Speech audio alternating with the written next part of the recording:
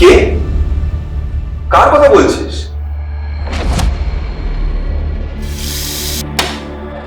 ভয় আসতে পারছো? তাহলে অন্য কেউ ব্ল্যাকমেল করবে? তুই খামোখা ভয় পাস না। ভয় আমি পাচ্ছি, কিন্তু মিছিমিছি নয়।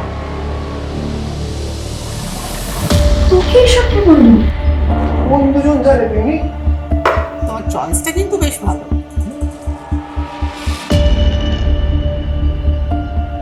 হঠাৎ করে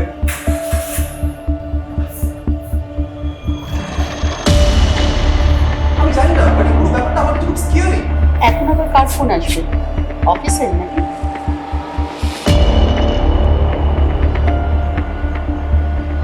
তিনি যে আমার কত বড় উপকার করলো